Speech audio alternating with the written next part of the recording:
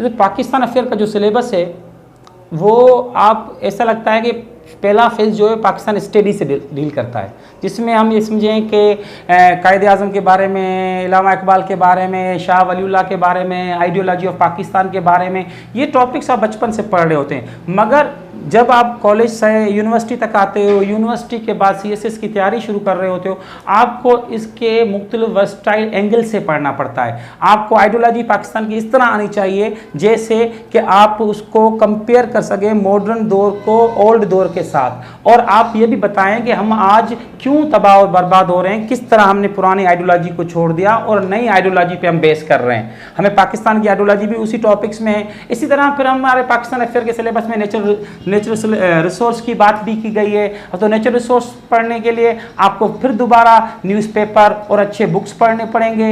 इसी तरह मेरा भी एक पाकिस्तान स्टडी का बुक लिखा हुआ है जो लर्नर के लिए बेहतरीन है। ये पाकिस्तान हिस्टोरिकल पर्सपेक्टिव है। ये सीएसएस का बच्चा जो लर्नर बच्चा है, ये आराम से इस बच्चे की, इसकी लैंग्वेज भी सादा है, बच्चा पढ़ के अपना बेस्ट बिल्कुल क्लियर कर सकता है। इसी तरह हमारे सीएसएस में आप पाकिस्तान अफेयर के आप देखें सिलेबस ऐसा डिज़ाइन किया गया है, उसमें नेबर कंट्री से रिलेशंस को भी डिस्कस किया गया है, इंटरनेशनल कंट्रीज के साथ भी बात की गई है, उसमें वाटर क्राइसिस को भी डील किया गया है, नेशनल सिक्योरिटी इश्यूज को भी डील किया गया है, ग्लोबल वार्मिंग को भी डील किया गया है। जब ये सारी चीज़ें डील की गई हैं तो आपको ऐसा लग रहा है कि हम इंग्लिश ऐसे की बात भी कर रहे हैं इसमें अंदर। जब आप ये सारे टॉपिक्स पढ़ लेंगे तो आप देखें ऐसे में मुख्तलिफ एंगल से टॉपिक्स आते हैं। कभी ग्लोबल वार्मिंग पे आ जाता है, कभी गुड गवर्नेंस पे आ जाता है, कभी वोमेन एम्पावरमेंट पे आता है, कभी आप ये कहें कि एनर्जी क्राइसिस पे आता है। ये सारी आउटलाइन आपके सिलेबस में पाकिस्तान अफेयर में ऑलरेडी मौजूद हैं।